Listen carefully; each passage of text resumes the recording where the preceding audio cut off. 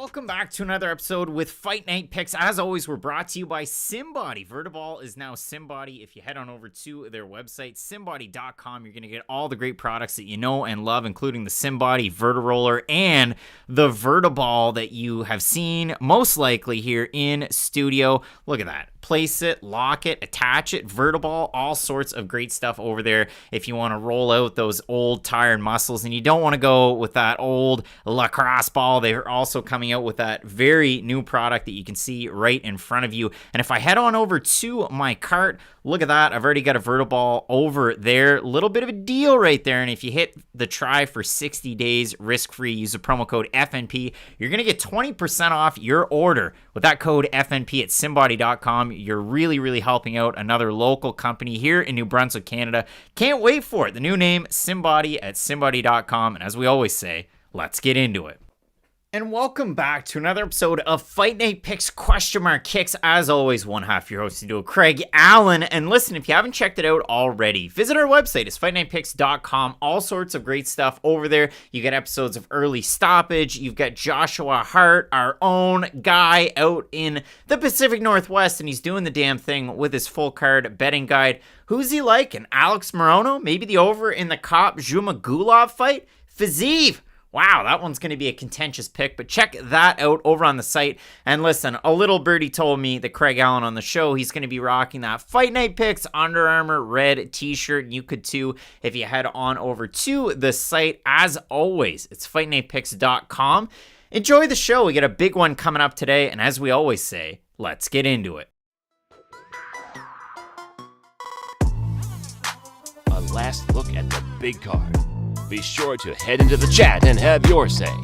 Let's get into it and join in Fight Night Picks Kicks. And just like that, we're back. We're set for UFC Fight Night. Font versus Aldo. As always, one half your hosting duo, Craig Allen. You can find me on Twitter and Instagram at Craig Allen FNP. With me to my left, to your right, as always, Matt Allen FNP. Now, Matt Allen FNP, we moved since we got set for it. I gotta get lower. So we're in different spots. But either way, I'm really looking forward to today's card. Everybody over there in the comments section. Alex up top is saying, let's get into it, saying smash the like button. It looked at you wrong. Justin Frank's hitting us up in the super chat saying, let's get the you-know-what into it. But listen, everybody over there having a great time. Mr. Face is saying how much he loves it and really liking Jose Aldo.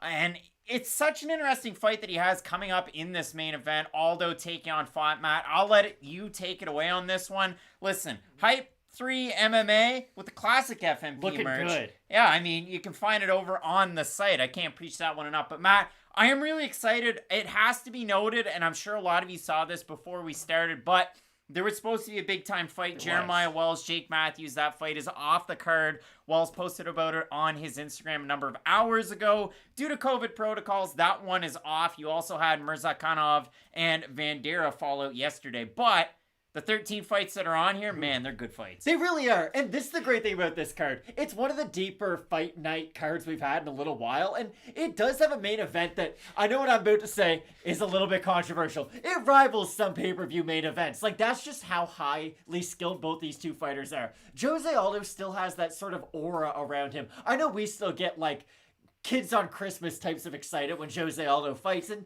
it's not because, like, you like him or you hate him. It's just he represents so much about the sport, and he's the last remaining fighter from the WEC days. And that's kind of when we were first starting to really get into UFC and MMA. WEC Strikeforce fighters, they were just coming over. Dominic Cruz was the newly crowned champ. Same thing with Aldo. So every time Aldo fights, it's almost like going to a museum and seeing a fossil. Like, it's just kind of wild that he's still around. And the craziest thing is that he's still able to compete at such a high level, too. It should be a very, very good one. Let's throw it on over to our Fight of the Night screen. As always, presented by Manscaped. You can find them at manscaped.com. Use promo code FNP. You're going to get 20% off for free shipping. It's the holidays. You should. Let's check it out. Fight of the Night screen. Let us know down below in the comment section who you've got. It's time for the Fight of the Night with Fight Night Picks. All right, so throw it on over to the Fight of the Night screen, and Brad Riddell's taking on Rafael Fiziev. Matt, this should be absolutely bangers. Just bangers. But not a lot of people really talking about this from what I've seen. Really? I feel like this is You're excited about it. I'm excited about it. I feel like some less than super hardcore fans are also really excited about this one. Even though they might not know sort of the backstory and the history behind these two, or sort of what this fight kind of represents on a larger scale in the Muay Thai community, it's still a really fun fight. And even if you only know Fiziev and Riddell from their UFC performances and you're not really familiar with either one of them in Muay Thai, they've given you a lot of reasons to be excited and kind of become their fans, because they have such fan-friendly styles of fighting, even though they are such great technicians too. And that's the great thing about this fight. It could end 5 different ways. No one would be excited, or no one would be surprised. Although, as you could tell, I'm very excited for this Rafael Fiziev no longer representing Kyrgyzstan. It has to be said. He's going to have the international flag behind him. There are a lot of underlying reasons why. I read about that during the week. So a mistake on the graphic. Matt, let's move on to our second pick. Manel Kape taking on Zhalgas Zhumagulov. Manel Kape, a big favorite in this fight, but he has the type of opponent that can really just take that wet blanket and burn out, or really put out the fire, I guess I want to say, in Zhumagulov. And listen, Matt, before the show, we were listening to Rob Zombie. I put the song on Never Gonna Stop. Never Gonna Stop. Zhumagulov's one of those guys. He never stops. I would say it's less like a wet blanket, more like a plastic bag in the wind. You're just like... You're trying to get it off you. It's finding a way to come back. He's just a really frustrating guy to fight against, because he's always pressuring you no matter what, be it with his wrestling, be it with his striking. So this is going to be a really fun fight for Manel Kape to really figure out how good he is in this division, because let's say he does tire in this fight. Well, Zhumagulov's the last guy you want to start to fade against, and let's say Kape finally does, let's say, fulfill some of that potential we all thought he was going to have when he initially came over to the UFC. This is the type of opponent where we can finally put stock into it and say, okay, now you're ready for those top 10 guys again. All right, so we've got Zhalgas Zhumagulov with Never Gonna Stop by Rob Zombie. If we're looking at the man himself, Manel Kape, you got to pick a song that represents his style. What is it? You're really putting me on the spot right now, Craig. I don't have much. You got nothing? No, I don't. I don't even have a basketball comp. You don't either, Craig. So come on. I'll think about it when we get up to the fight. As you know, with Fight Night picks, question mark kicks, we go from bottom all the way back up to top. If anybody misses anything, we recap it at the very end of the show. 200 of you tuning in right now. I expect that number to go up exponentially throughout the show. So if you can toss a like and tell a friend, it's the best way to spread the word. We get a big time card this weekend. UFC 269 coming up next weekend. We've already got our graphics done. I'm in the middle of the notes. We're going to have those ones out very, very soon. And if you haven't voted for that thumbnail, which a lot of people have in the YouTube community tab, please do. But Matt, this should be a great one. Dev the Dude saying, you're the underdog. Skywalker DFS, what's up, boys? And then we've got Canadians for the Cup. They're not winning this year, saying Riddell wins. So Matt, when we really do look at this card, again, we lose a couple of fights. It is a good one. And it starts off with a fight that we were split on at the start of the week. We have Louis Smolka taking on Vince Morales. And listen, this one with Fight Night Picks fans, it's been more one way than the other way. Because if you look at Smolka, this is a guy that since he's come back in his second stint in the UFC, every fight, win or lose, it's been by finish. But this fight's actually favored to go to decision at a -130.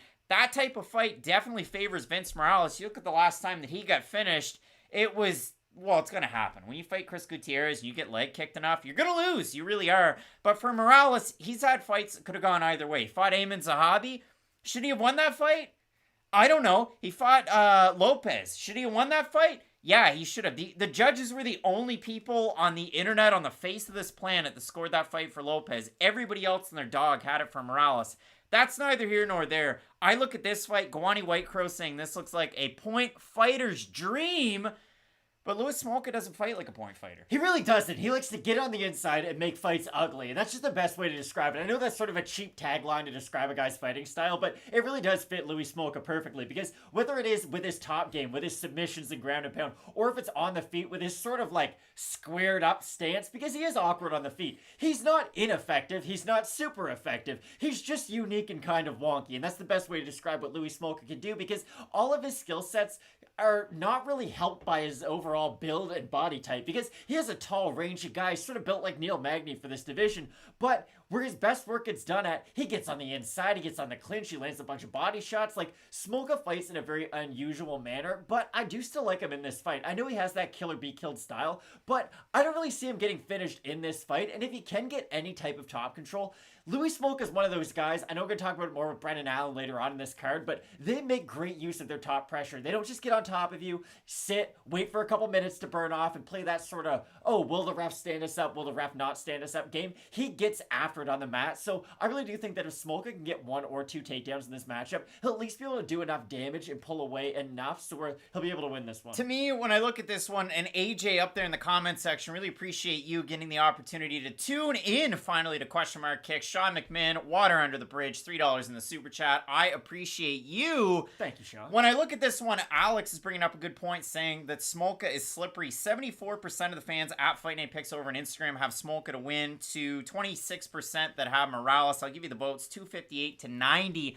I like Vince Morales in this matchup. I really do like his wrestling. I like the improvements that he's made in his game from the time that he came into the UFC to right now. And the other thing that I really, really like about Morales is the fact that he wasn't just satisfied with training in the Pacific Northwest. He's been able to move around. Next weekend in your co-main event, you have Amanda Nunes and Juliana Pena. And for Pena, she's made gains in her stand-up by not just sticking in the Pacific Northwest. Hold on. I'm going to get really upset. By going to VFS in Illinois. But for Morales, making the move over to Syndicate, moving to Vegas full-time, and really getting some good work in with some quality training partners. For me, I like the man himself, Morales. You like Smolka, but for me, I really like this fight to go the distance. Minus 130. I think that's more than fair. Donkey G saying, what's a Fight Night Picks parlay at Fight Night Picks? It comes when it comes, and it happens when it happens when we get to that fight. But yeah, that's what I'm going with. Do you think it's going to go decision? It's so hard to say with a fighter like Smolka. That's why I wouldn't even risk it. I would just bet on who you like if you are going to bet on this one. But I do like Smolka. All right, I'm going Morales. Matter. Next fight, Claudio Puelles is taking on Chris Gruetzemacher. I want to hear from you in the comment section on this one, because for Gruetzemacher, this guy is the type of style that it's kill or be killed, but he's always in your face. He can eat a ton of punishment, hold his hands way out wide, eat straight shots, maybe miss some of the looping shots, block some of the looping shots. But for Gruetzemacher, he gives one to take two, and he marches guys down. And when he's able to implement his game plan and really take away that space from his opponent, he does very, very well. He's taking on a guy in Claudio Puelles who can stand for sure, and he definitely refined his skills training in his native Peru. He's a guy that came into the Ultimate Fighter Latin America Season 3, made it all the way to the finals at 19 years of age, loses to Martin Bravo, who is a kill-or-be-killed type of fighter. Is Peru known for the strikers? There's good strikers out of Peru, and then there's Enrique. Too. The name, I'm not talking about Peruvian strikers. Well, you were like, he trained the strikers in Peru. I didn't know if I was missing something here. No, he refined his striking at home, you donkey. You're not Donkey G, but you're just Donkey Matt. I was just asking a question. Donkey brains. But when I'm looking at this one, Matt, for Claudio Puelles, his best skill is his wrestling. He really likes the high crotch single leg, which Chris Gruetzemacher historically in his fights has been very good at defending. So we'll see what happens in this one. Skywalker DFS is saying Puelles by finish. You've got Tioga 34 saying Claudio is a lock. Starsmith 77 Porter Puelles. Clement saying Claudio by wrestling. Alex Fox, you're right, because he is. Chris Gruetzemacher fights like a guy whose name is Chris Gruetzemacher and whose nickname would be Grits. You know, there's just some people where the name matches the description. It's like Zion Williamson. You can't just have a regular job and have a name like Zion Williamson. Or a nickname like something Chonk. Better. With Chris Gruetzemacher, he was built for this. And this fight, more than any on this card, comes down to just cardio over skill. And that's pretty much it, because I don't think Gruetzemacher is the more skilled guy in this matchup at all. Now, will that change in the third round once Puelles does start to slow down? Of course it will. But the real question comes into, where will Gruetzemacher be able to start pulling away, if he will be able to at all? And that does have to be said too. When I try to predict a Chris Gruetzemacher fight, the other fighter I tend to think about a lot is Jared Gordon, just because they do stylistically have a few similarities. I know Gordon goes for a lot more takedowns, but still, their stand-up is somewhat similar, and they both rely on a high work rate and cardio to win their fights. This is a really strange fight, because Gruetzemacher is an older guy, but he doesn't seem shop-worn with his age. And I know we're going to talk about that more with the main event, because Aldo and Font, age-wise, they're not separated by much, but of course, miles-wise, they are. It's just, for me and Gruetzemacher, I don't know which version we're going to get. Are we going to get the Joe Lozon version, who went out there like he was one of the best strikers of our generation, put a pace on him, hurt him really bad? Or are we going to get the one who fought Alexander Hernandez, who is one of those, top 15, borderline top 15 guys in the division, where he looked like a deer in headlights and gets stopped quick. So for me, Gruetzemacher get outstruck in the first round of that fight, and then in the second round, he just kept going when he was taking on Lozon. He won a bonus. That was UFC 223. Habib and Iaquinta. Great pay-per-view. Claudio Puelles open to -150. He's -129 average on best fight odds for Claudio Puelles. Open, what am I talking about? I already said that for Chris Gruetzemacher. Open to +130s, +106. So, Matt, when we really do focus in on this, we give the fans their shot at Fight Night Picks over on Instagram. 66% of the fans going with Puelles to 34% on Gruetzemacher. I didn't say this at the start of the show. I want to get this out of the way right now.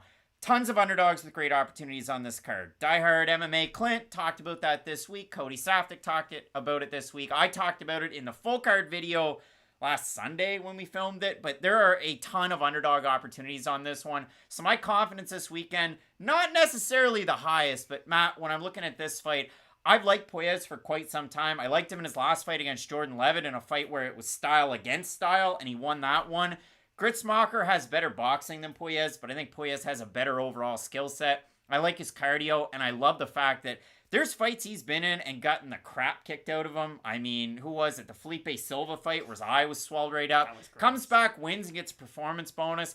Both of these guys have that grit to their game. I just like Puelles. Age, cardio, training out of Sanford MMA now. I've got Puelles. So cardio has been a big thing that both of us have brought up in our arguments for this fight. And the fact that Gruetzemacher did not look great on the scales yesterday is actually going to make me switch my pick, because you've got an older guy who does rely on his work rate, who does have to eat shots to actually get his own shot off. If you had a significant weight cut, all those things are going to be affected, and I do believe that they will be. So I was sort of on the fence on this fight, slightly edging towards Gruetzemacher with his cardio, but I do think I'm going to side with you and decide I'm picking Puelles. Going with old Claudio Puelles to get the win. Matt, our next fight, you talk about contentious picks. I mean, we have William Knight taking on Alonzo Menifield. Now, a lot of people were very critical of how critical you were of old poor Fabio Cherant. I think he's decent, but in his 2 UFC fights, one on short notice and one not, he loses to Alonzo Menifield and gets Von Flewed. He gets knocked out by William Knight. And when I look at that fight that William Knight had against Fabio Cherant, Fabio's walking in on Knight. Knight is standing like this with his chin way up in the air, walking straight back on a line. Cherant ducks his head. Knight throws a hook and knocks him out cold. It was gross. William Knight has great athleticism, very stiff striking. When he moves forward, he blitzes good, and he does not check leg kicks at all. And for all of those reasons, I like Alonzo Menifield in this fight.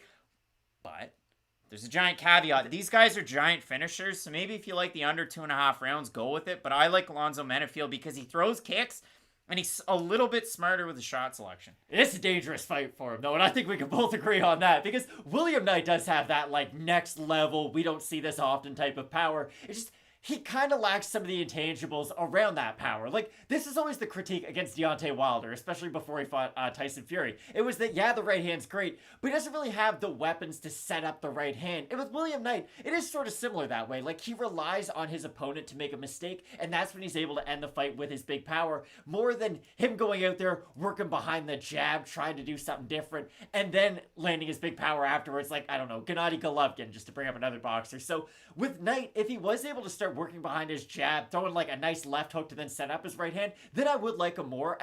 I don't like his one punch power and that be it in this fight, especially not against a guy like Menifield. And the kick, or the point about the kicks, is really important too, because William Knight not only doesn't really check kicks defensively, he's not a kicker himself. He's always going to be trying to get into that boxing range, and against the taller, longer Menifield, you're going to be ducking a lot. You're going to be opening yourself up to his power. So I agree. I like Menifield in this matchup. Starsmith77 Porter saying the Nightmare is going to KO Menifield. Skywalker DFS, this one's a tough one. The best comment out of the bunch, and I hate to single you out, but Austin Laxton saying, didn't realize these two guys were as old as they were. And if you look at it, yeah, we're almost to our mid-30s here, and we're still prospects in this division, something we talked about at the start of the week, because if these guys were heavyweights, man, we are gung-ho. You're the youngest guy in the division. Yeah, we're having a great opportunity.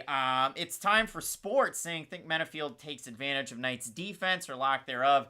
William Knight's one of those weird guys that offensively, when he's marching you down, when he's wrestling offensively, he's such a good fighter, but when he's on the back foot and he's defensively wrestling, he's not all that great. So I look at Fight Night Picks, 59% have Menifield to 41% with Knight.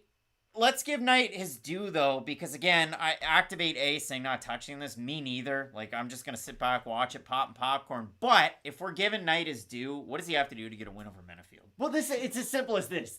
If Alonzo Menifield can do everything right and still lose this fight, it was proven last night in Bellator's main event. Like, he could fight like Kyoji Horiguchi did against Sergio Pettis, do everything correct, but William Knight has that type of power to where he can end the fight just like that. That's why MMA is so great. You can get that 30-point buzzer beater with 1 second left, and it does actually count. So William Knight, with his power, is always going to be a real big threat in his fights. And like you said, if he can force Menifield back, when Menifield gets up against the cage, he really does square up his shoulders. He doesn't work well of just getting his back off the cage. He'll just kind of accept that position. So if Knight can get him up against the cage and then try to unload on him from there, there are areas for him to actually land damaging shots. I just don't think it's going to happen. Really, really good fight coming up. No matter our next one.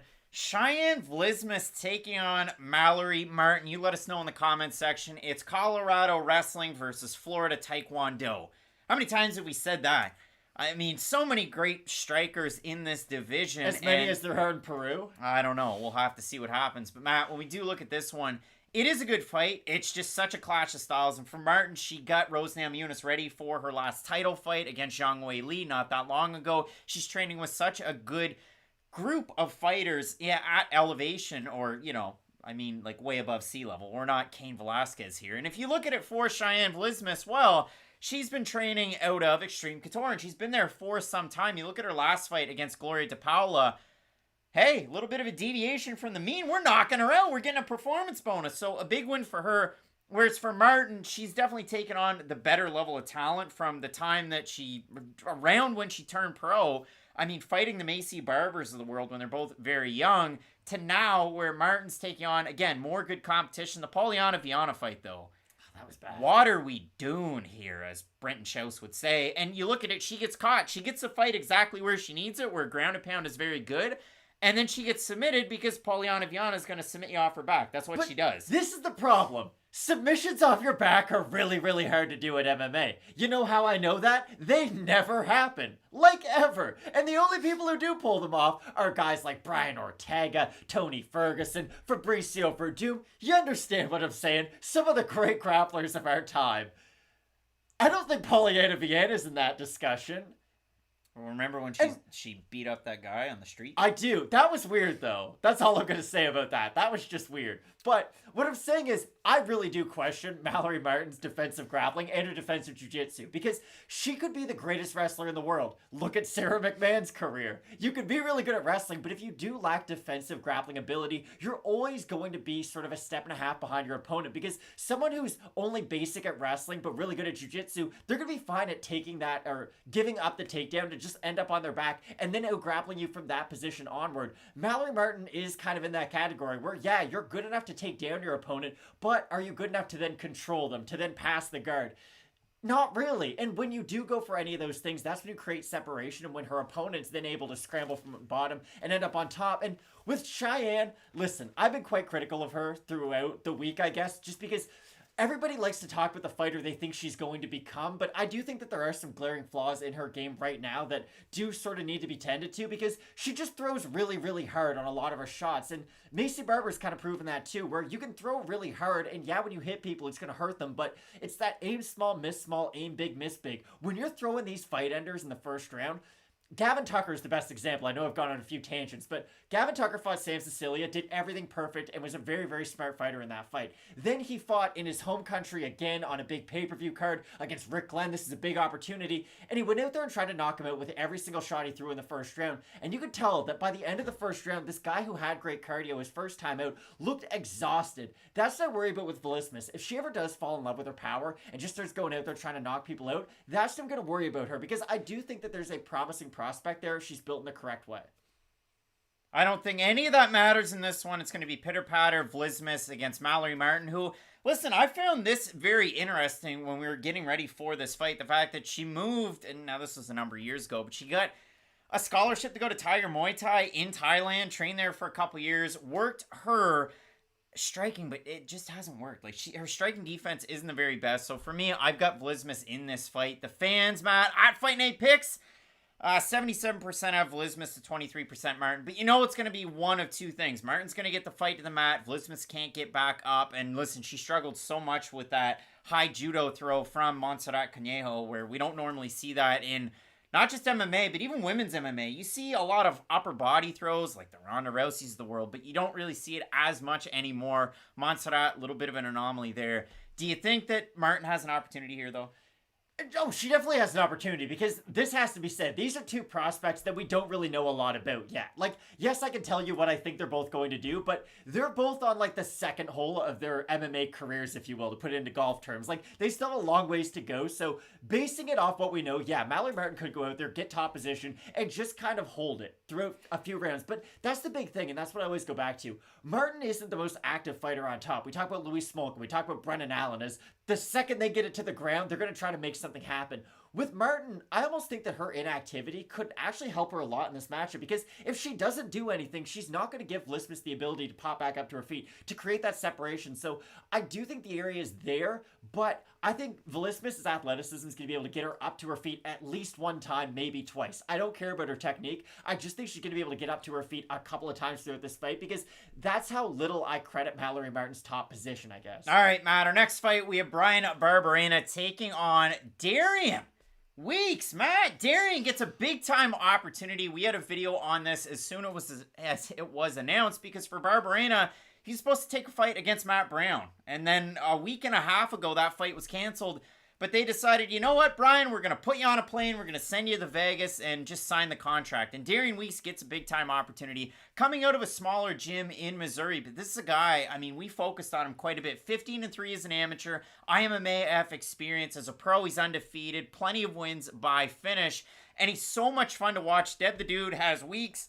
Tristan saying, I think Weeks wins by decision. Josh Carson saying, let's go Weeks. Matt, we both picked Barberena at the start of the week. But I look at this fight, and for Darian Weeks, he's the type of guy, in every single one of his fights, his opponent tries to wrestle with him until they get tired, or they're just not able to do it as well, pretty well because they get tired. And everybody goes for leg locks, which is kind of crazy, and it never usually works because Weeks is able to get out of it. He just, and I meant to mention this in the video, 10th Planet in his hometown. They just promoted him to a blue belt, so really good to see in the last couple of weeks. He's taking on a guy who's, when he's on, is a walking performance bonus, and his striking is his absolute pinnacle. It's exactly what he's great at. Matt, Barberena has a good opportunity, but Weeks has the opportunity to really steal the thunder and get a win over a pretty big name for the hardcores. So I guess I'll get this out of the way now. I'm not going to switch my pick, but I guess I'll just bring up ways that I think Weeks can win. And the first reason is Brian Barberena is so far past the hill, he can't see it anymore. That's what I really worry about, because I don't know why MMA and injuries, fans just don't think they matter, but in any other sport, if somebody gets hurt, you expect a lesser version of them when they do come back. And it's just sort of widely accepted that that's going to happen. Like, Kevin Durant tearing his Achilles, coming back and still looking really good is an anomaly. It doesn't happen that often. I'm sure Erik Karlsson, was he good after he tore his Achilles? It's been bad. Okay, not a great example. Okay, but there you go. There's levels to this, as Corey Anderson would say. I think Brian Barberena is probably closer to the Erik Karlsson level than he is the Kevin Durant level. But, and I didn't see who put this in the comment section, but they said they hate it when people are making their UFC debuts against veterans. So do I, and that's why I have to pick Barberena. Barberena's been in there with enough good guys at this point in his career to where no matter what you do, he hasn't not seen it yet. Like, if you hurt him, he knows that he can wrestle you. He knows how he can defend himself. And this matchup, he will be the superior wrestler, unlike he was against Jason Witt. Now, against Witt, if you do get hurt on the feet, it's not really like you can go into your back pocket and try doing single legs against him. Jason Witt's a very accomplished wrestler in his own right. So I do think Barberena, at least in this matchup, veteran, savvy, and experience will be a very, very important factor. I mean, MPTV, I'm assuming you're kidding there saying, you know, Matt, you're being harsh on him. Barberena's young. The trouble is, Barberena in fight years is not young. I mean, the Ellenbergers cringe when they see Barberena walking into a fight because this guy has 2 big wins Prince over them. Son, that's good. But when you look at it, yeah, I mean, you really do worry about him in a fight like this. He was fighting for his life in the last year and a half or so. He's had so many medical issues. He's 6-6 in the UFC. Like I said, he's kill or be killed. And Matt, this should be a very, very interesting fight. But for me, Darian Weeks, I mean, again, these are some of the notes. 5-0 as a pro from 2019 to 2021. All 5 of them by finish, 4 of them by knockout. But again, the level of competition. His last win was over Craig Fairley, who was 3-4. Fairly squarely. If you look at and that guy's wins were over 5-23 fighter, 3-3, 4-6, and all 5 of his losses were by finish. The level of competition is bad. It's bad for Darian Weeks, the guys that he's fought as a pro. As an amateur, it's actually pretty good. But as a pro, it's been a slow burn. It's been with some smaller promotions.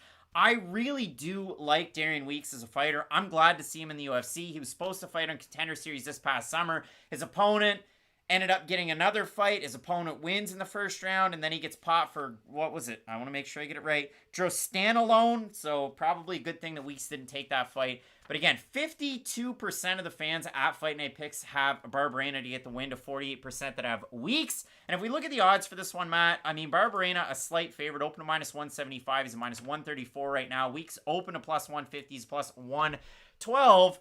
I think this is going to be a great fight, but I really do have a hard time. Like, if you're married to one of these picks, I think it's a little bit crazy because Barberena, little shot-born, looked bad in his last fight. Takedown defense was bad. Darian Weeks, his striking's progressed, but when he backs up, he leaves his hands open. He's so liable to Barberena, and especially Barberena's kicks, too.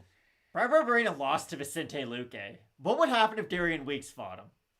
No, that's not a good example. Here's the thing about Bryan Barberena. We know what his best version looks like, and we know that that guy can hang with borderline top 15 fighters. He is sort of in that action fighter role in this division where you don't really think about Bryan Barberena and his future opponents as to, oh, how is he going to get back into the top 15? You just think, okay, who are fun guys that Barberena can fight? And that's sort of what the UFC was doing. That's why they gave him Matt Brown originally this weekend. That is a super fun fight that a lot of fans would be really excited for. Maybe not a lot of fans would be really excited for, but the ones who would be excited for that fight be very excited, myself included. I like the experience. I like the fact that Barberena's been there and done that. Do I worry about the injuries? Yes, I do. But if Father Time loses this fight for him, I'll be fine with that. All right, Matt. We'll move on to our next fight. We have a couple of middleweights duking it out. And guess what? You know what? This week, this might be news to some of you that are tuning in out there. 480 of you. We're almost up to 500. The best part of it is the UFC just released Impa Kasanganay, who's 2-2 in the UFC, and has a win over Maki Pitolho, who's 1-4 in the UFC, and hasn't looked good. Straight up. Like, when Maki's on and he's finishing Charles Byrd and he's getting big wins on the regional scene, he's such an interesting fighter. Trevor Byers with the Maki. David Cahill has Maki to win the fight. Here's the trouble. Maki Pitolho's been bad in the UFC. Let's call a spade a spade. Dusko Todorovic has been bad in the UFC too. I mean, who'd he beat, Matt? He beat the Tarantula. Okay, we can't say that beating Charles Byrd is any better than beating Daquan Townsend. That's it. He beat Daquan Townsend. All right. Daquan had a bad run in the UFC. And then he uses his face as a punching bag against Gregory Rodriguez. And he just hasn't looked all that great. So for me, I worry about poor old Dusko because his striking defense is terrible. It's awful. It's not good, but Maki Pitolho, like, there's 100 guys in the regional scene who have the career of Maki Pitolho. They just haven't fought in the UFC yet. There you go. A lot of people have big power, can beat anybody on any given night, and then basically get beat by higher elite sort of technicians. There's a guy on every regional scene who can do that. They just haven't been signed to the UFC yet. With Dusko, at least I do like his output and his accuracy. Now, he is a terrible defensive fighter. I do think you set that up well. But when he is the one moving forward, working behind his own combinations, he's a pretty difficult fighter to deal with. Again, he only really has that one area that I do like in his game. But at least that one area is at least somewhat refined at this point. So that's why I do have to pick Dusko. At least I like the one aspect of his game more than the not very much out of Pitolho. Yeah, I mean, for me, I would have a really hard time taking Pitolho. Does he have a better ground game? Yeah, I mean, probably he does. But I mean, for Dusko, overall body of striking offense I like, and that's about it. 59% of the fans at Fight Night Picks on Instagram have him to get the win. But I would not bet on this one. MMA on point saying I disagree. But what are you disagreeing on, Jason? Come on, but pal. Friend of the show, let's go. But yeah, on this one, I've got Dusko. I don't like his striking defense. I don't like a lot out of Maki's game, so I do struggle. Do you see this go in the distance? No. Okay. No, I don't. Neither do I. I like Dusko in this. And the loser's going to end up fighting with a regional promotion that you probably haven't heard of. I would agree. Jason, I know it's you. See? How do I know? Matt, Alex Morono's taking on Mickey Gall. This is a good fight. This is a very, very interesting fight. It's the kickoff for the Fight Night Picks question mark kicks parlay. I pull up the odds. I wrote them down before the fight. Wait, are you picking Oh Mickey, You're So Fine? Alex Morono minus 240 is my first pick. I really do like him in this one. Now, we got to say this. For Mickey Gall, he is a better striker than he's been. And we've seen improvements in his game. Now, did we see them when he went from Jersey to California to work out with primary strikers? Not so much. I mean, maybe he fell in love with his hands a little bit too much, but he goes back to New Jersey, works on his ground game, and implements the Matt Brown system of striking. And all of a sudden, he's knocking down Jordan Williams, which a strong gust of wind could on a good given day. But for Mickey Gall, he did look much improved in that fight. And obviously, he finishes the fight on the mat by submission. When he picks this shot, he gets the rear naked choke, and he looked amazing. But Matt, Alex Morono's a Brazilian Jiu-Jitsu black belt, a Taekwondo black belt, helps out at Gracie Barra at the Woodlands, but also trains out of Fortis MMA. I like just about everything I've seen out of old Alex Morono. Mickey Gall's got a damn shot in this fight. He really does, but I like Morono here. Do you think Dana White hates Mickey Gall? Like, he's the last memory of Sage Northcutt in the UFC, and he's just like, get him out of here, because they have not been very friendly to Mickey Gall with the matchmaking, just throughout his career. Ever since he did get that win over Sage Northcutt, and then he just, well, I guess he lost to Diego Sanchez. It's been a weird run for him. Like, he looked awful against Mike Perry. There's no other way to say that. And Mike Perry's like, he's like the most average UFC fighter to ever come through the UFC. Like, he can knock out guys, but he's going to lose to great fighters. And he had a fun run. I wouldn't say it was good. I wouldn't say it was bad. He had a very fun run. And Mickey Gall got absolutely out-wrestled and out-grappled by Mike Perry. And that's like the lasting image in my head of Mickey Gall. Yes, he looked great against Jordan Williams, but like you mentioned, Jordan Williams isn't the greatest litmus test of all time. Now, I really like this matchup for Gall, but I still feel like this is that one step slightly too far. After you beat someone like Williams, I don't have a name, but I do feel like Morono is just, there's one more guy between Williams and Morono, you know? Like, this is a great, we're finally going to figure out how good Mickey Gall is, but I still feel like this is another step just a little bit too far. I like his jiu-jitsu, and like you mentioned, he just seems to have more confidence in his own stand-up now. It's not like he's reinvented himself on the feet. He just throws strikes with a little bit more confidence. He's a little bit more upright. He puts a little bit more behind them, and I do like that aspect of his game, but I still don't think that will be enough to get the win over Morono. I think both these guys, very, very good fighters. For me, this weekend, as far as like bets, parlays, all that, just low-key. Just low-key, toss a fiver, make it fun, have a little bit of fun. But yeah, for me, I'm going with Morono in this one. Our next fight, Brendan Allen taking on Chris Curtis. Now listen, I've seen the Chris Curtis fans. They're doubling down. They're taking Curtis this weekend. I see our guy Clint. He's taking Curtis again. I can't take Chris Curtis in this fight. Listen, fool me once, shame on me. Fool me twice, can't get fooled again. You know what, though? Good on all those people for sticking with him, though. Like, if you're going to pick him 2 weeks ago, you might as well pick him today, too. Because he finds himself in a very similar position. He's the smaller guy against a pretty good wrestler who has been hit with big shots in the feet before. You see what I'm setting up right now? Like, Chris Curtis could land some massive bomb, and we all leave and go like, hey, does he fight Hamzat next because there's no one left for Chris Curtis? Now, I don't think that's going to happen, but no one's more down for a fight other than like Cowboy Cerrone and Dan Hooker. Chris Curtis and Spike Carlisle. And Spike Carlisle, I guess. Those now four are like the most down to fight. So good on Curtis for taking this on short notice, but he's fighting a guy who is much bigger than him, is a much better wrestler, has legit submission-ending skills. He's not just a fighter who gets submissions when his opponent gives them to him, like, oh, I'm kind of done with taking your ground and pound, you can get the rear naked choke now. Like, Brendan Allen goes out there, he can get head and arm chokes, he can get rear naked chokes, guillotines. He has a wide variety of submissions, and he's got great ground and pound when he does get on top. And I know we talk about this a lot. Oh, this fighter changed gyms, and they fight over here now.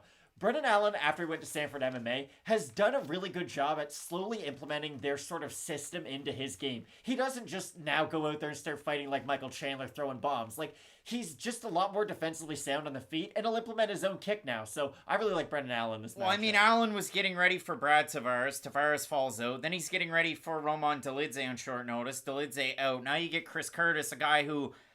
he's like Chris Gruetzemacher, a ton of grit. Now, Chris Curtis is a better fighter than Chris Gruetzemacher, but with Curtis, he just continues to walk you down. He can eat a lot of punishment, but I think Allen's one of those triple threat type of guys. I think he really is a five-tool player, and if he turned up his cardio a little bit, you never know. He could be making run. Just like Spike Carlisle. If he turned up his cardio, who knows? That guy could be a champion tomorrow fighting Charles Oliveira. But Matt, when I look at this one, I've got Brendan Allen. He is a sizable favorite in this fight. And I'll give you the votes just so we can have a little bit of fun. 76% of the fans at Fight Night Picks have him to win. We'll move on to our next fight because we have Clay the Carpenter Guida taking on my guy, Leonardo Santos. And I love a Leo Santos fight, like the time that he knocked out Stevie Ray. Now, if Stevie Ray didn't retire and Stevie Ray fought Clay Guida, who would win? Probably Clay Guida. Really? I think so. I mean, the trouble with Stevie was he would have close fights against guys he shouldn't have. And then he'd complain about it like it was a title fight, and then he'd come out in his next one and get flatlined. Yeah, Stevie Ray had a rough run at the end. Sorry. I always liked the Stevie Ray I fight, never though. understood the hype, if I'm being honest. I'm just going to end it right there. I always like give Scotland somebody to look I think Paul forward to. Craig's one of the baddest men walking the face of the earth. I just don't see it with Stevie Ray. All right, fair enough. Now we have this fight where Clay Guida, I mean, what has he done in his UFC run? He's won performance bonuses. He's in the UFC Hall of Fame. He took Anthony Pettis' Thunder in a title shot. Like, he's done so many big things for this company. But he's shop-worn and he's at the end of his career. And Leonardo Santos is 41, whose pro debut was against Takanori Gomi in 2002. And now we're here. So, yeah, this is a really, really tough one to try and pick. I think Leonardo Santos has such a better opportunity to finish Clay Guida. I mean, Clay Guida got rocked in the first round by Jim Miller a couple years ago. But Clay Guida has way more volume and output, pushes a pace, and backs guys up against the black line and against the cage. And for those reasons, you could pick Guida. But Santos finishes guys, and Guida's easy to finish. Matt, in the comment section, Prince Vegeta-san says, "Rip Guida." What are you saying? I gotta be honest, the only reason I don't say, like, oh, I love Leonardo Santos in this fight is because you picked Guida earlier in the week. That's the only hesitation I have, is because I respect your opinion as someone who predicts fights. Because, honestly, I don't see how Guida can get it done, because this is the problem. Guida doesn't use his striking to back guys up to the cage anymore. He can only use his wrestling to now back guys up to the cage. If he strikes with you, he leaves himself way too open, and if he does that against a guy like Santos, yes, we talk about his age, but he still has really good power, too, for being, 41 years old at this point? Yeah. So the thing about Santos is that if you do use your wrestling to then back him up against the cage, that's just giving him more time to then set up guillotines, set up the feel of his own takedown attempts, and set up a submission. Because Clay Guida is a really good wrestler. I wouldn't say he's a really good grappler at this stage of his career because he's not a great athlete anymore. So I do really worry about him in this matchup. I don't think he has the chin to absorb the power of Santos, and I don't think he can get out of a submission. And these have been all the settings I've set up are Guida pushing Santos back and Santos reacting to Guida. If Santos decides to move forward, I think he might get Guida out of there in the first round. Oldest fighter fights, the question was up there. I know Bisping fighting Henderson, that was a combined age. That's near the record. I mean, if you think about it, like Stipe when he fought DC, that's got to be up there close. Randy right? Couture could have fought like a 14-year-old at one point, and it probably still would have had the record. Randy Couture could probably fight tomorrow. That's what I mean. Like, he was 71 when he fought Lyoto Machida. We look at the votes for this one, Matt. At Fight Night Picks, 66% Santos to 34% Guida. Matt, this is what always happens with my picks. I go against my guys, and then when I do, I lose. So I'm going to go with my guy. I'm going to go with Leonardo Santos out of Brazil in this fight. I love Guida, and here's one other thing. This is Fight Night Picks at its finest. You want something to watch in this fight. If this goes from the first round to the second round, I swear, if they cut to a commercial break, I will throw my remote through the television. I want to see Clay Guida burp as loud as he can in that corner. Because you know he's going to do it. Someone's going to slap him so hard in about 3 hours before his fight, you're going to be genuinely concerned. I'm going to go with Leonardo Santos here, and I'm really looking forward to this fight. I think it's going to be a good one. But yeah, for me, I'm going with Santos. It was mentioned up there earlier. It was somebody's first time tuning into Question Mark Kicks, and they found us today. Thank you so much. Yeah. It definitely means a lot. There's about 540 of you tuning in right now. Only 150 likes. Takes 2 seconds. But Matt, I'm going with Leonardo Santos. I just got to go with my guys, and I can't leave them by the wayside. Matt, our next fight, Jimmy Crute taking on Jamal Hill. We have blueprints for both of these guys to win fights. For Jamal Hill, it's his fight against Darko Stosic. For some reason, I remember that fight so well because that card was in the Carolinas. It was the UFC debut of Hannah Cipher. She was from the Carolinas. I'll never forget where I was. I got so excited for that card. Oh, I want to use some words. Remembered when Hannah Cipher's UFC debut was. I do this every week. It's so me. do I. It's me. But when I looked at that fight card, Jamal Hill fought Darko Stosic. And if you watch that fight, Stosic just took him down over and over and over again. But Jamal just popped right back up to his feet and then got back to striking. That could happen in this fight. For Jimmy Crute, when he wins, he just takes guys down and clobbers them. And he could definitely do that in this fight as well. MMA on point. Look at that. I was at that card. Oh, the pre-pandemic days. So I remember it. Jason remembers it. Everybody remembers it. But Matt, in this fight, I mean, what you can remember out of their last performances, Jamal Hill dislocated his elbow after talking mad smack to Paul Craig because jiu-jitsu was so good. And for Jim Crute, well, he had a lot of bravado behind him too, but he went in there, he had that weird kick that he defended against Anthony Smith. Got his face jabbed in too. Yeah, it didn't really go all that well for him. So both of these guys coming off of less than stellar performances, both these guys coming off of, I guess you could say, injuries that ended the fight, so to speak. I disagree with the Jimmy Crute injury ended his fight. Anthony Smith was piecing him up on the feet and that. People But it was an injury that No, ended I it. get it. But people only like to bring up the leg kicks. Even before his leg gave out due to the leg kicks, Anthony Smith was piecing him up on the feet, and it wasn't a particularly close matchup. That's the only reason I'm a little worried about this and why Crute might lose. Because if he is able to stand at his longest range, blast kicks to the leg, blast kicks to the body, and actually set up his boxing, I think he can knock out Jimmy Crute, and he can knock him out round 1, 2, or 3, because that's how special of a striker I really do think Hill is at this division. I'll be, like, before the Paul Craig fight, I think I was saying, like, damn, I think Hill could actually get into, like, the top 5 of this division, fight guys like Rakic, and have really, really fun matchups with them. Now I worry, because fight IQ is such a major factor in any sport. Just your sports IQ, hockey IQ, baseball IQ, it doesn't matter what it is. Just your ability to understand your sport is a really, really key factor in anything you do. And the fact that Jamal Hill, the week leading up to his fight against one of the most dangerous submission specialists, was saying, listen, I don't really care. My coaches are good at jiu-jitsu. Like, okay, the fact that you have to tell me that your coaches are good at jiu-jitsu and not that you're really good at jiu-jitsu and that you're comfortable to defend these submissions is probably enough for me to be a little bit concerned in your submission defense.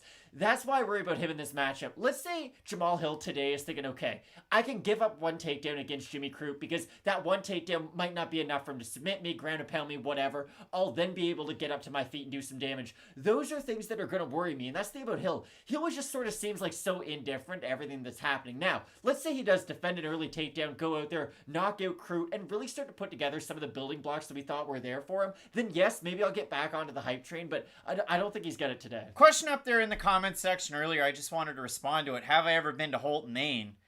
Do bears crap in the woods? I mean, yeah, you go to the Dollar Tree, you get some David sunflower seeds. There's even an Olympia Sports there now. That's probably closed. You go across the way, you go to Martin's. I should have bought it when I saw it at Martin's. There's so many great parts about Holton, Maine. We could do a whole show on that, but we won't because we're talking about this fight. It is a great fight, but I like Jimmy Crute in this fight. And if I can go to @FightNightPicks over on my Instagram machine, and I can get the votes for this one, 74% Crute to 26% with Jamal Hill. I don't see it that cut. I gotta be honest, I see it much more down the middle. Luke Steinman saying Jamal Hill easy, and Guani Whitecrow saying, can Jamal handle the pressure with his injury? Here's the other thing, and I saw B. Reed mention it about the elbow injury. Pat Sabatini had the same thing happen to him. He came back like a phoenix rising, like nothing ever happened. So listen, you can look into it, you cannot look into it. I don't care if you're putting the tinfoil hat on or not. I'm not. I think I do these videos assuming that guys are at or near 100%. So for Hill, he wouldn't be in this fight if his arm wasn't doing well. But again, I thought Misha Serkinov would have looked pretty good in his last fight too, and he didn't. Same type of thing. Weird small arm. Sure. Here's the thing about Hill. He's got the foundation of a future contender. He just hasn't been able to put it all together yet. And we said that about Gilbert Burns for a while, and then he put it all together and became a title challenger. So I'm not completely writing Hill off because I do still think that there's a really exciting contender there, but I do have to pick Crute. Let's get into our co-main event. We have the man himself, Brad Riddell, taking on Rafael Fiziev. And Matt, I actually changed the graphic for this one. Instead of the country, I put 5 on in because for Fiziev, he's going to be competing under the international flag. There's a whole story behind it. I assume they're going to talk about it in his walkout, and I suggest you read into it a little bit on the internet. It's not my story to tell, it's his, so check it out. But I learned a lot about that today is the reason why I'm saying it. Now, we have Fiziev, who's give me fuel, give me fire, give me that which I desire. That's how he fights. And when I look at Brad Riddell, if you want to go for a deep cut of Metallica, it's like the Low Man song that was on Reload. Like it's... I don't know this It's one. slow, and then it burns, and then it gets moving. It's almost like a prog rock jam if you're a big Rush fan. So for me, when I look at Riddell, does he go out there and put every ounce of his being into the first shot of every fight? No, he doesn't, because he's got great technique. He's such a great boxer, one of the best in this division, and he continues to improve in his wrestling. Now, a lot of people were upset about this fight because when they look at it, Riddell... Who's upset about this Well, fight? they were upset about what you were saying. That's where I'm going with it. Riddell, I think he has that back pocket X factor of his wrestling. Fiziev also has 100% takedown defense in the UFC. Now, has somebody tried to wrestle him all that much? Not necessarily, but yeah. When I look at this fight, Matt, two strikers that get it done in different ways, a lot of differing opinions. We want to hear from you over in that comment section, but I'm eager to hear what you have on this one because I think it's such a good fight. I don't think Brad Riddell's shooting a takedown at all in this fight, and I'm going to say that right now. He's not a wrestler at all. Like, he will shoot for takedowns if things aren't going his way on the feet more than anything. Or if he gets rocked, he will panic wrestle. But that's kind of where the term comes from. He's not a wrestler until he has to panic and then do it. It is the truth. Like, it's like saying Cyril Gahn's a really good grappler because he submitted Dontel Mays. Like, that doesn't really show that you're a really good grappler. I think that Fiziev is the faster guy in this matchup, and I really do think that that's going to be what matters. Now, in the third round of this fight, it will be interesting. Let's say Riddell can stay defensively sound throughout the first couple of rounds and start to put a pace on Fiziev that he can't keep up with, then Riddell might even be able to go out there and get a finish in that third round. But when you look at the way that they use their Muay Thai, it is very different, and Fiziev uses a lot more kicks, and I really do think those are going to be the key to this matchup. If you can keep this fight at kicking range, go to the body a lot, go to the head a lot, because that's the thing. You're not fighting a grappler at all. You don't have to be worried about, oh, is he going to shoot on me if I do start to unload with my combinations? Because Riddell's looking to do the same thing that Fiziev is. When they're both on the feet setting up their combos, it's not like Riddell's thinking, okay, after this third punch, I'm going to shoot in for a double leg. He's also going to try to set up, okay, how am I going to counter off a hook and whatnot? So I think this could be a very high-level fight. I don't see a world where this isn't fight of the night, if I'm being completely honest. But I like Fiziev just because of the speed and because he feels like he has more tools in the toolbox, although these guys do have very similar paths up until this point. Riddell's got the cardio. Riddell's got the wrestling. Fiziev's had those defensive hips, just moving and shaking, training at Sanford MMA, doing so many great things. 59% of the fans at Fight Night Picks going with Fiziev to 41% that have Brad Riddell. But I've seen so many people taking Riddell over this week. I've seen it on Twitter. I've seen it on Instagram. Again, I said this at the start of the week. I'm going to sit back. I'm going to eat my popcorn. I'm going to study up for UFC 269 if I'm being transparent. But I will watch this, and I absolutely love it. I mean, I was so excited last night for Pettis and Horiguchi. This is like, great. this is either tied or just below it, because I really was excited for Bellator. They had a great card last night. They really did. So a big send-off for their year end. We certainly have more UFC cards coming up. And yeah, I do like this fight. But for me, I'm going with Fiziev. Matt, it's been a heck of a show. Now we've got the main event to talk about. Rob Font, is taking on Jose Aldo. Oh, one second. MMA on Point, you asked us a Resident Evil related question about Jimmy Crute's tattoo. I think it is an Umbrella Corps like tattoo, but I only played Village, the newest one, and then Biohazard, the one before, and they weren't really in those games. So I play a lot of Madden, so there's that. I'm the Lions on Madden because I like bad teams. But Matt, when I look at this fight, we have Jose Aldo taking on Rob Font. And this is the big thing. Lol saying Font, and I will try and do my best to get to the comments on this one because they're going to come in really, really quick. But when I look at this fight, you've got Rob Font, who has just really continued to rise. You look at his fight since 2018. I mean, Sergio Pettis lumped in there. He looked pretty good He looked bad until he looked really good. It didn't look good. But for Rob Font, he unleashed, and I'll get into the numbers a little bit later on, but Font is the type of guy that has great volume, a great jab, a great 1-2, but overall boxing combinations and head movement for Rob Font. He's the complete package when it comes to boxing and MMA. When it comes to wrestling, he can get taken down, but he springs back up to his feet. And you talk about guys with hips and good defensive reactions. Rob Font's gotten himself to this position with so many different things. Now, for Jose Aldo, he's talked about digging deep, going to those dark places. Garrett hitting us up in the super chat saying, let's get into it. Co-main and main event are going to be insane. Kurtar is saying Font made Garbrandt look like an amateur. You know what Font did? He made Cody Garbrandt go, you know what I talked about going to 125? Now I guess I got to go to 125. And I think Cody Garbrandt's got a good shot against Kai Kara-France next weekend. Yeah. However, when it comes to this fight, Aldo's been to the deep, dark places of losing 3 fights straight against GOATs. And then he trained with the military, And then he realized, man, those young guys got me back into boxing. I'm happy. Now, he's thrown some leg kicks, but he's not back to his, I guess... He makes them count. Yeah, he makes them count. He's not like the Ricardo Lamas leg kicking machine that he was of years past. However, he's gotten back to it a little bit. We'll see how he makes out in this fight. But the biggest point I want to make in this one is the fact that you look at the reach and you look at the height in this fight compared to Rob Font when he fought Cody Garbrandt. Rob had... like 2 or 3 fists in a row of length in his jab when he was taking on Garbrandt that he won't have in this fight against Jose Aldo. And that can make a big difference. Yeah, reach really helps boxers more than any other MMA fighter because they really do rely on it. You've only got 2 tools, and that tells you how far away they are from you. So it really did matter that he was bigger than Cody Garbrandt. Now, I traditionally don't feel like I've given Rob Font his due or the credit he deserves in a lot of our videos, so I guess right now will be my opportunity to do this. He's not a fighter who goes out there and puts a pace on guys, but he does. It's very strange. You don't watch a Rob Font fight and think, wow, he's fighting at like this Max Holloway pace where, oh, nobody can keep up with him. He's just steady in the perfect way, though, because he does fight at, it is an elevated pace, but I wouldn't say it's anything we've never seen before.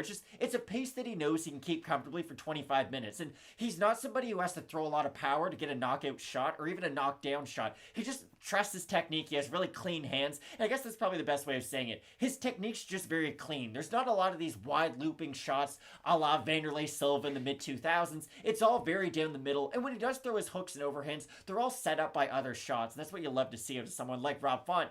But I don't think he's going to be able to deal with the leg kicks that Aldo throws at 135, and that's been the really big conversation around Jose Aldo, especially in the second half of his career, is that, oh, he doesn't throw as many leg kicks.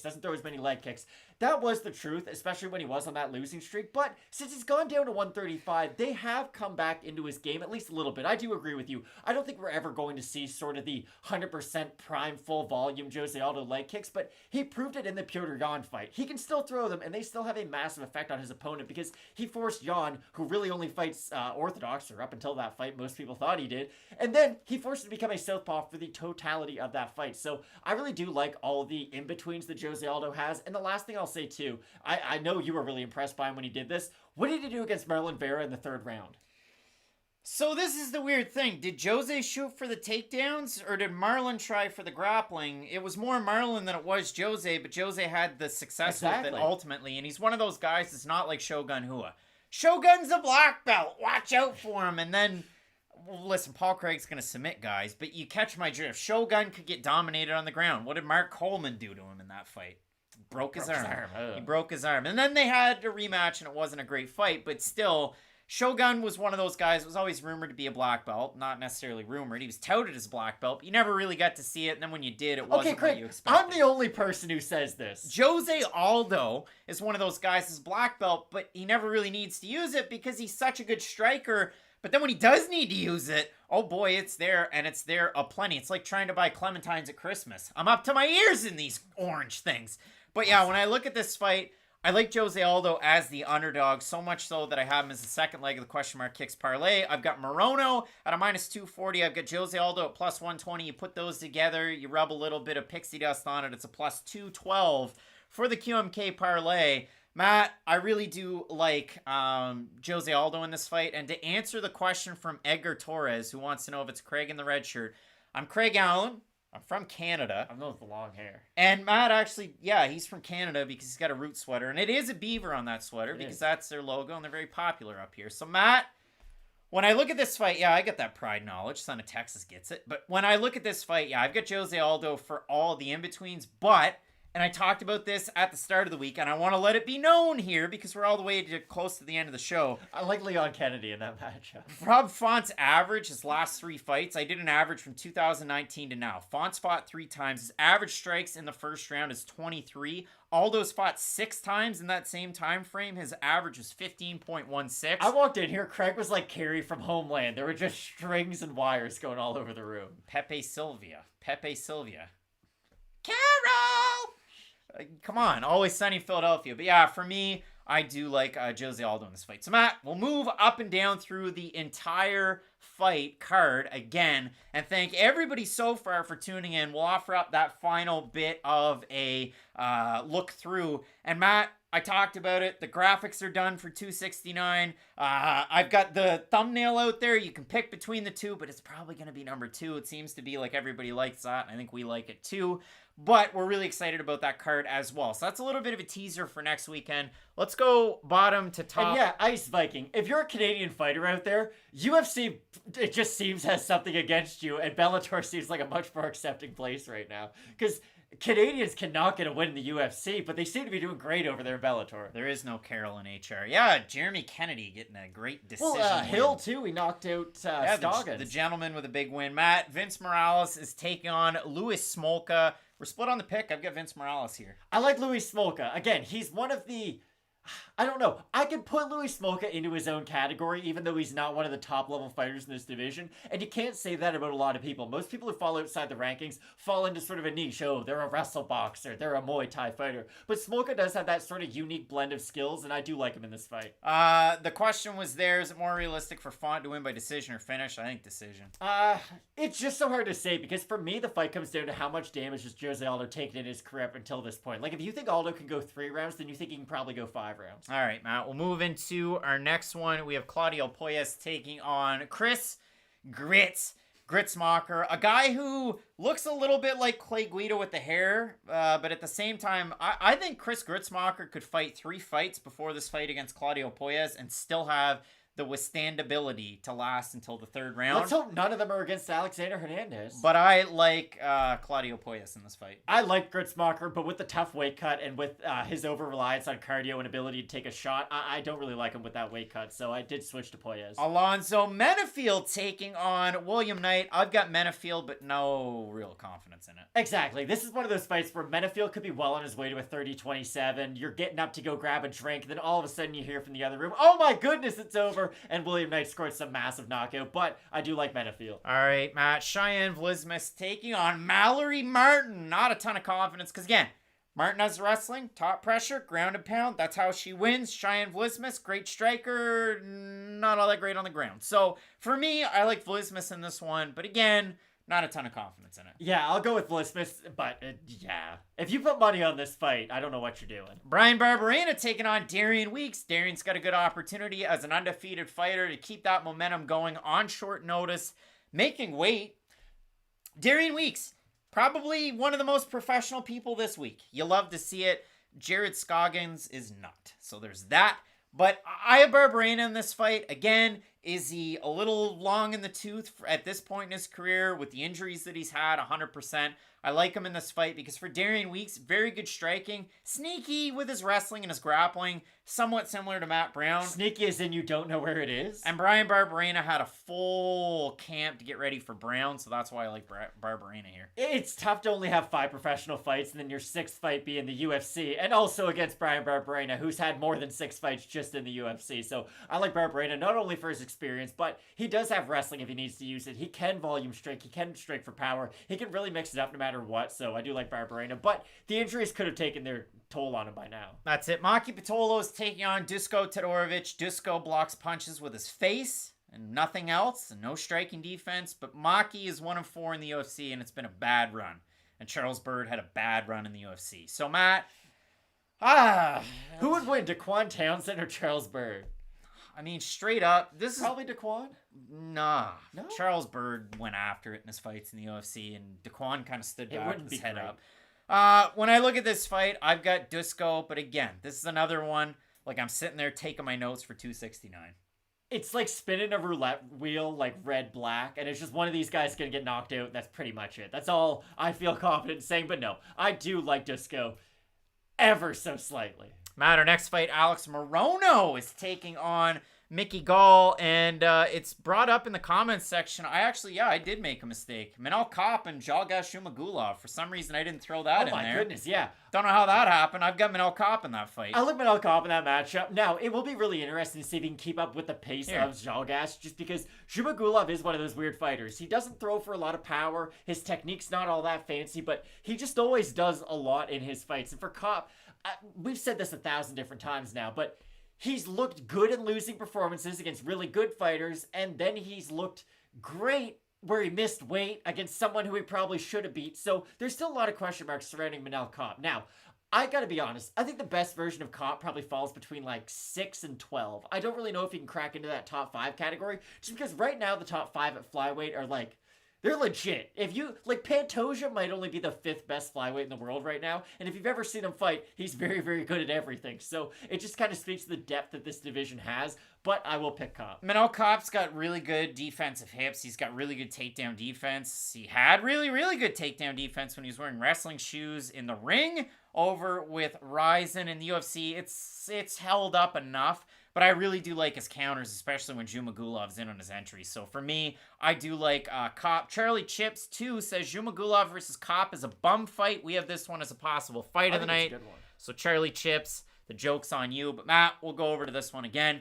Morono is one half my question mark kicks parlay. Mickey Gall's got a good opportunity here, so feel what you will about it, but I've got Morono here. Mickey Gall's kind of like Andrew Wiggins. He was drafted really high, looked really good, and then it was like, oh, this is really, really weird, and you didn't really know what version of him you were going to get at a certain point. Now, Andrew Wiggins, he's got his career on the right track. He's a really good player for the Golden State Warriors now.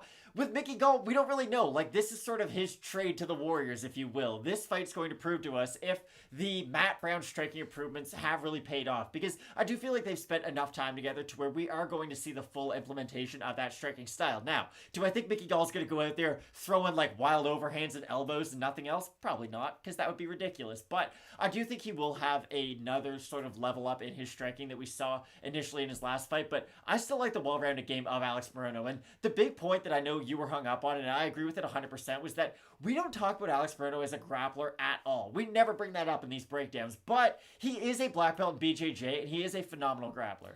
Brought up in the comments section, Kyle the Doc saying Maki Pitolho is the Cristiano Felicio of the UFC, barely hanging on, making $8 million a year. For me, he's like the Ron Baker.